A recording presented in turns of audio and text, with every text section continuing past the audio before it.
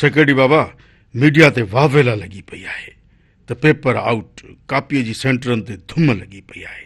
इन जो को हल कट त मीडिया वारनि मां जान छड़ायूं। साईं इहे मीडिया वारा बेपीरा अथव, इन्हनि खे को ॿियो कमु ई कोन्हे।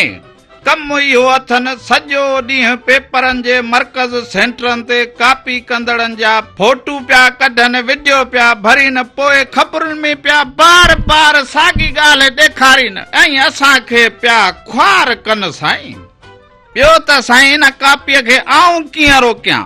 मूंखे त अञा आए 6 महीना थिया आहिनि। हीअ कापी त 15-20 सालनि खां पई हले। साईं जे हुजे को वाह जो मुंडो या वाह बंदि करणो हुजे त साईं वञी दरिया जे मुंड खां बंदि कराए अचांसि। मां त अहिड़ो अची फाथो आहियां जो हाणे दिलि थी चवे त किॾे मुंहुं कयां। साईं अहिड़ो पोयां अची आज़ार कयो अथनि। वठ वठ वरी तुंहिंजे पोयां कहिड़ी? जेको असां सां हशर आहे सॼो ॾींहुं था टीवियुनि ते घुराइनि, तोखे वरी कहिड़ो था टीवियुनि ते घुराइनि जो सेक्रेटरी साहब अची परेशान थियो आई। टीवियुनि ते था अहिड़ा सुवाल कनि जो असांजूं त मतियूं ई मुझाए छॾीनि। मूं हिकिड़े टीवी वारे खां जान छॾाइण लाइ मिड़े ईअं चयो त बाबा पहिरियां त 3 ॾींहं अॻु में पेपर आउट थींदो, हाणे त बसि इहो 2-3 कलाक थो अॻु में थिए। इहो सुधारो बि त असां आंदो न, अॻु में न थिए आयो।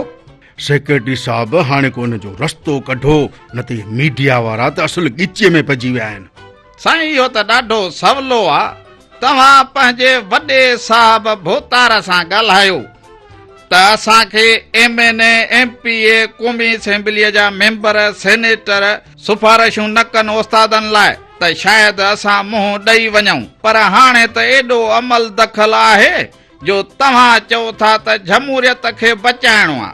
सो साईं जे इहा जमहूरियत आहे त असां सभु ऑफिसर ईअं काठ में हूंदासीं ऐं इहे मीडिया वारा असांजे असुल ॻीचीअ में हूंदा।